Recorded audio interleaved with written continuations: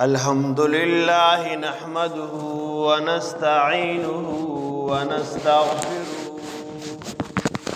ونؤمن به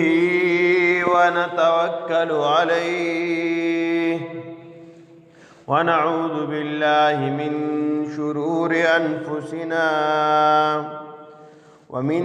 سيئات أعمالنا من يهده الله فلا مضل له ومن يضلله فلا هادي له ونشهد أن سيدنا وسندنا وحبيبنا وحبيب ربنا ومولانا محمدا عبده ورسوله أما بعد فأعوذ بالله من الشيطان الرجيم بسم الله الرحمن الرحيم وإذ قال لقمان ابنه وهو يعظه يا بني لا تشرك بالله إن الشرك لظلم عظيم صدق الله العظيم قال الله تعالى في شان حبيبه إن الله وملائكته يصلون على النبي يا أيها الذين آمنوا صلوا عليه وسلموا تسليما اللهم صل على محمد وعلى آل محمد كما صليت على إبراهيم وعلى آل إبراهيم إنك حميد مجيد اللهم بارك على محمد وعلى آل محمد كما باركت على إبراهيم وعلى آل إبراهيم إنك حميد مجيد زما قابل قدر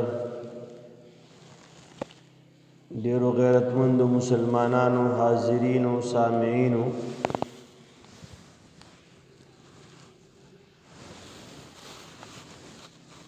دا شعبان میاشتا شروع دا جناب نبی کریم صلی اللہ علیہ وآلہ وسلم معمولات دا شعبان دو حضرت عائشہ رضی اللہ تعالی عنہ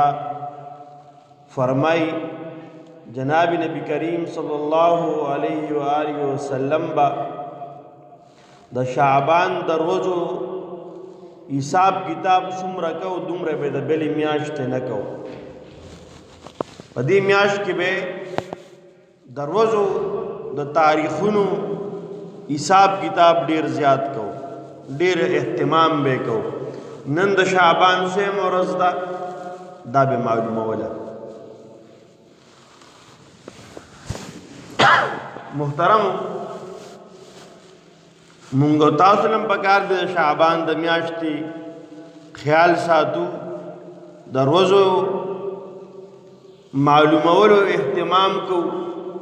تاریخونو اهتمام کو میاش کتلو کې اهتمام کو میاش ګورو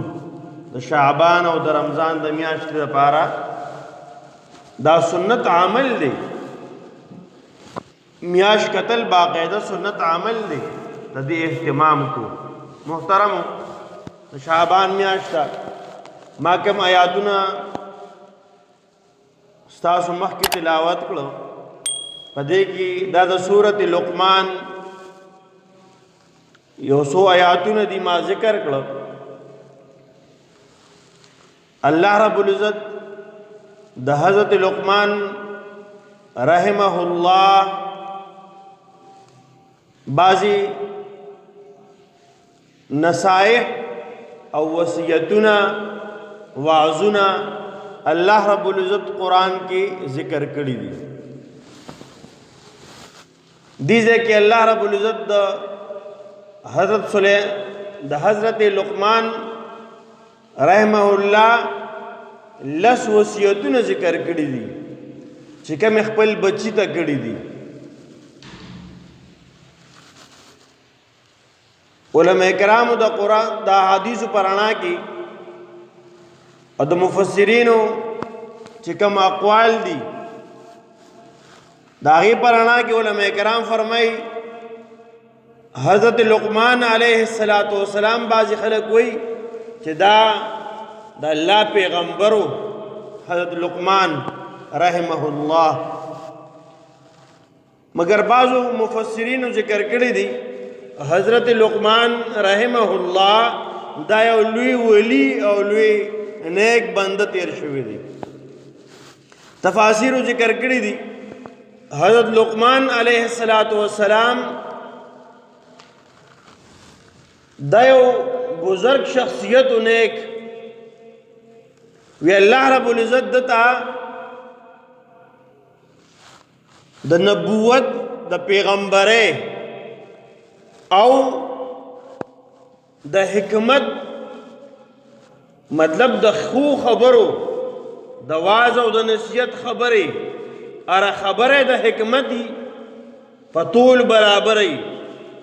الله رب العزت د حضرت لقمان علیه السلام نا تپوسو کو تا د صدر کم نبوت در کم پیغمبر دی وګرځوم کنا تا ته حکمت در کم ستا په خبرو کې ستا په کارونو کې به حکمتي د حکمت خبرې وي د طول او د وزن برابر خبرې وي اره خبره بدی وزنی خبرې حکمت یو خدامون چې حکمت تو توایو ډاکټري دا ته مراد نه دی. علماء کرام ذکر کوي د اره خبره په طول برابر وا اره خبره به کلی مضبوطه خبره وا کوم خبرې چې کړې دي کوم وعظونه چې کړې دي په اړه باندې بلګېدل دا سه واعظ او نصیحت پې کو. مفسرین ذکر کړي دا د حضرت ایوب علیه السلام وراره دی او د حضرت داؤد علیه السلام د نبوت ترسو پورچی حضرت داؤد علیہ السلام تا نبوت نو ملاو نو بل پیغمبر موجود نو خلق با د حضرت لقمان علیہ السلام د دن بخلقو فتوه غختله سمسله براله نو حضرت لقمان علیہ السلام نه براله او دنه به مسلې ته پوس کو الله ته ډېر لوی حکمت او علم ورکړو. مفسرین ذکر کوي چې کله حضرت داؤد علیہ السلام ته الله رب العزت پیغمبري ورکړه داغې نه بعد حضرت لقمان رحمه الله د فتوی ورکولو یا د مسلې فتوا حل کولو لپاره د دین باقاعده انکار کو بیا به فتوا نه ورکوله. ولی اوس پیغمبر راغی دا کار د پیغمبر دی چې خلکو ته فتوا ورکي چې کله پیغمبر نشتا تر هغه وخت پورې دا خدمات سر انجام کول. محترم فرمای حضرت لقمان رحمه الله دا یو حبشي غلامو په بدن باندې چې څنګه حبش دي د قشانتی رنگ دی او وجود خالد چیتو خو الله رب العزت دومره لوی مقام ورکو چې د الله رب العزت د حضرت لقمان رحمه الله داغه وصیتونه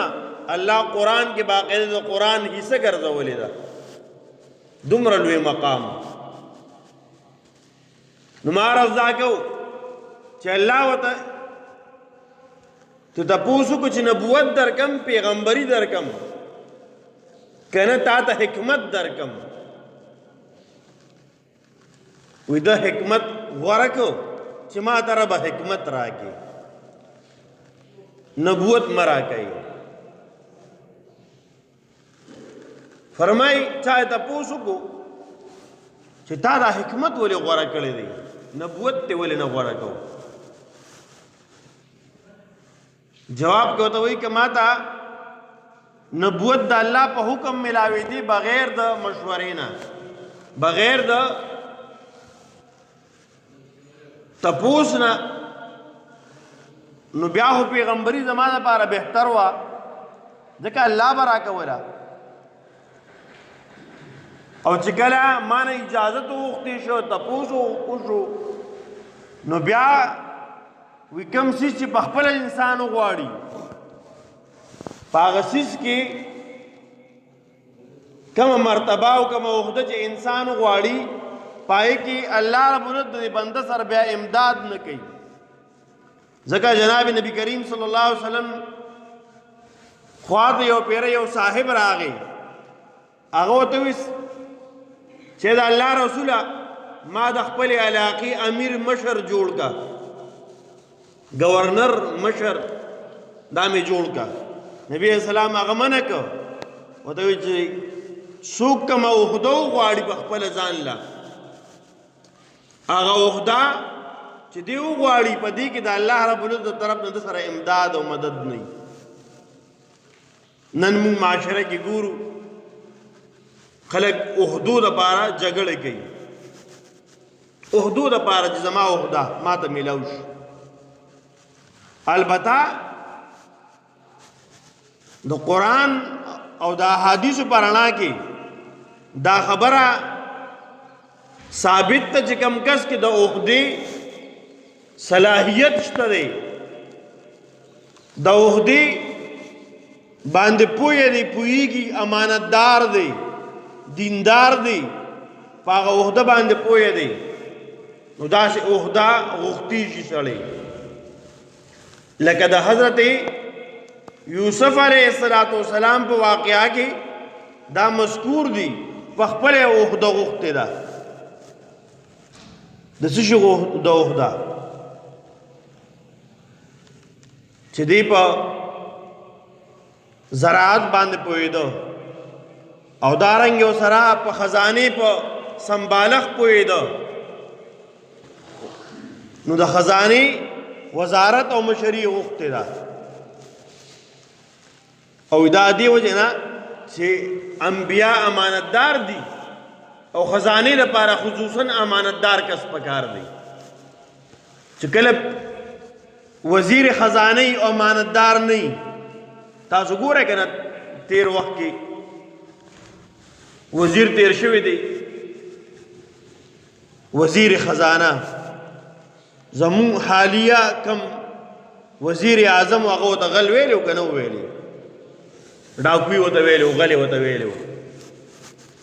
اخو بله خبره چې بهر حال اوس بیا اقا وزیر اعظم صاحب خپل وزیر خزانه ګرځولی دی.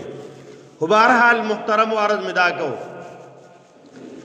و چې کله یو کار په خپله وغوښتلی شي، یو عهده او منصب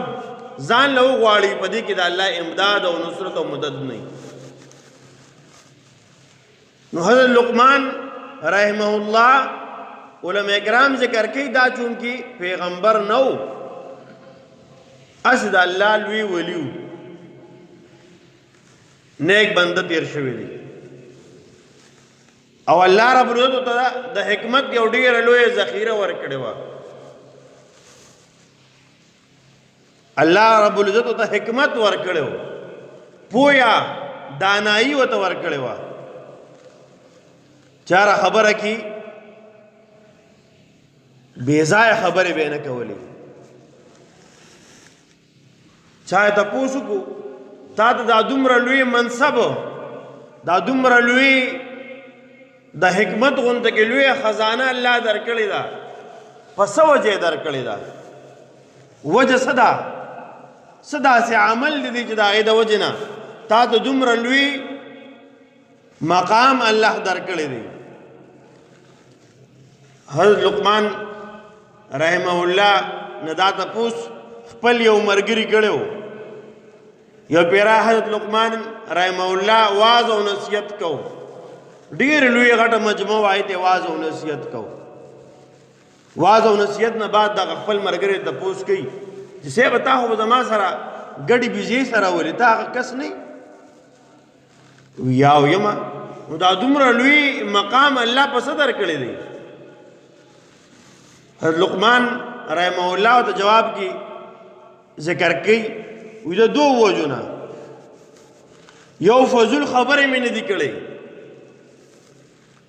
فضول خبرې دروغ وینا کول او فضول عبث خبرې کول دا مې چرته نه دي کړې، او دویم فضول کار مې چرته نه دی کړی چې یو کار ته فایده نه دنیا خیر پکې دی او نه پکې د آخرت خیر شته. داسې لایانی کار ما چرته نه دی کړی، داسې لایانی کار بې معنی کار ما چرته نه دی کړی. الله د دې دوه خبرو د وجې نه ما ته د دومره لوی مقام را کړی. موږ چې دوه کسان کینو څه کوو؟ هسې فضول خبرې کوو، هسې تاویلې ماویلې کوو، ابس خبرې هېڅ فایدې نه وي، الټا نقصان یې زیات دي. د هغې خبرو نه هم ځان بچ کول پکار دي چې فایدې نشته، نقصان یې که شته او که نه، خو چې کم سے کم فایدې نشته داسې خبرو نه ځان ساتل پکار دي. مونږ وایو دې خبرې نقصان نشته، نه که فایدې نشته ځان ته بچ کا او دې ته لایانی وي. یو ډېر لوی عالم تیر شوی دی امام ابو داود رحمه الله، د حدیثو ډېر لوی امام دی. ذکر کوي ما د خپل پوهې مطابق د احادیثو نه چون راټول کو 4 احادیث مې داسې راجمع کړه چې دا احادیثو نه چون دی. 4 احادیث داسې دي چې دا احادیثو نه چون د ټولو احادیثو نه چون دا دي. 6 لاکھ احادیث امام ابو داود رحمه الله ته غالبا یادو. فرمائی حدیث دا دی جناب نبی کریم صلی اللہ علیہ وسلم ارشاد فرمائی چې د انسان لپاره د حسن د اسلام دا دی چې دی صبری دی، دی لایانی کار بے مقصد بے معنی کار دا پریدی دی، دا حسن د اسلام دی. فرمائی د دی وجه نه ماته سب ملاو شو. حضرت لقمان علیہ السلام فرمائی په دی وجه نه ماته الله دومره لوی مقام را کړی دی. او زمونږه عمل د ناستې او د ولاړې د ناستې پاستې دغه دی چې مونږ فضول خبرې کوو، لایانی کار کې مبتلا یو، غیبت شو، چغلي شوه، دروغ شو، دا خو ګناهونه دي. د دې نه خو به مسلمان لازمی ځان ساتي. احادیث مبارکو کې راځي مسلمان ارسه کولی شي خو دروغ نشي ویلی، مونږ دروغ زیات وایو. دین او لازمی ځان ساتو، خو د هغه عمل نه ځان ساتو چې کومې ساړو څه فایده نشته دنیایي، نو اخروي فایده شته. داسې عمل نه ځان ساتو. خصوصا مونږ ناست یو، هلکان نن سبا ناست دي لړو کې لګیایي، هېڅ فایدې نشته او وخت ضایع کول دي، د وخت زیاده. یا دارنګې ناسې څوک تاش کې لګیا دي، یا بل داسې عمل چې د هغې څه فایده دنیایي شته دی نه. دا لعیاني کارونه د دې نه ځان ساتل پکار دي. دا بعضې کارونه خو داسې دي دې سره نقوست راځي، د تاش د جوارې دا چیزونه، یا د کور کې لډو اکثر هلکان ماشومان کوي، بعض وخت کې زنانه جنکې هم لګي لړو کوي دې سره بے برکتی کور کې مرাজি کلی کې مرাজি چې څوک دا کوي دې سره بے برکتی راځي علما کرام ذکر کړي محترم عرض میں دا کو اصل مقصد ترازو چې حضرت لقمان رحمه الله لس وصیتونه خپل زوی ته کړي دي هغه لس وصیتونه په هر یو وصیت دا د حکمت نه ډک دی دو وصیتونه د عقیدې متعلق دي عقیدې متعلق دو وصیتونه ذکر کړي دي یو وصیت د اعمالو د اسلام مطابق متعلق دی اعمال صحیح کولو د پاره درې وصیتونه دا د انسانانو زندگی سم کی او بده کې انسانان بده سم لارو باندې راشي دا عوامو د اسلام مطابق دی درې وصیتونه داسي او سلور وصیتونه حضرت لقمان رحمه الله خپل زوی ته کړي هغه د اخلاق او د حسن اخلاق متعلق دي چې کوم د دین اهم حصہ ده اخلاق دای متعلق سلور وصیتونه دي زمون په اعمال باندې مهنت پکار دی چې اعمال صحیح شي کوم وایو ونی دا دین صرف عمل دی موږ کوه بت دیندار دی دا سړی دیندار دی زکات ورکوه دا دیندار دی بل حج کوه دیندار عمره لزه دیندار تبلیغ کې زه دیندار دا د اعمال او مهنت دی دا مهنت هم لازمی دی خو زیات زور چې شریعت مونږ ته پکې خبر راکړې دي عقیده او د عمل نه بعد هغه زیات زور په حسن اخلاق باندې دي خپل اخلاق خسته کول ان شاء الله العزیز د لسوانو وصیتونو متعلق وضاحت پر روان جمعه کو ک الله رب العزت منظور او خوخوا الله رب العزت موږ تاسو ته صحیح عقیده صحیح نظریه را نصیب کی الله د اهل حق مرګرتیا موږ ته ټول تر نصیب کی دعا کې اللهم صل علی سیدنا محمد و بارک وسلم رب زم گناهونه معاف کی رب ټول امت محمدیه گناهونه معاف کی رب لوی واړه گناهونه رب زمونږه معاف کی رب څومره خطا کی شوی فقط شوی راته معاف کی رب څومره گناهونه زموږ په علم کې شته او نشته رب ټول ستا په علم کې دی رب موږ ته معاف کی رب جناب نبی کریم صلی الله علیه وسلم د لاسه به کوثر منصیبه کی جناب نبی کریم صلی الله علیه وسلم رب شفاعت منصیبه کی رب د قرآن مرګرتیا منصیب کی په قرآن باندې راته عمل را نصیب کی د قرآن پوهه را نصیب کی رب د قرآن د تلاوت رب توفیق را نصیب کی هغه مجلسونو کې د ناس توفیق را نصیب کی په کوم کې د قرآن تلاوت کیږي د قرآن تعلیمات او درسونه کیږي رب زمون په هغه مجلسونو کې ناس ته نصیب کی رب د قرآن سره مینه محبت نصیب کی رب د قرآن په قبر کې دا قرآن زمون مرګره کې په حشر کې زمون مرګره کې او په حدیث مبارکو کې رب راضي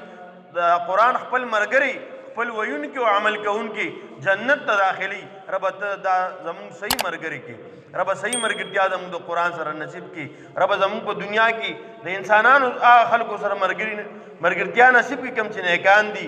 رب کم دیندار دي حیادار او پردهدار دي رب ستانه یریدون کې دي رب دا مرګرتیا منصیب کې رب زمون دنیا او آخرت خیسته کې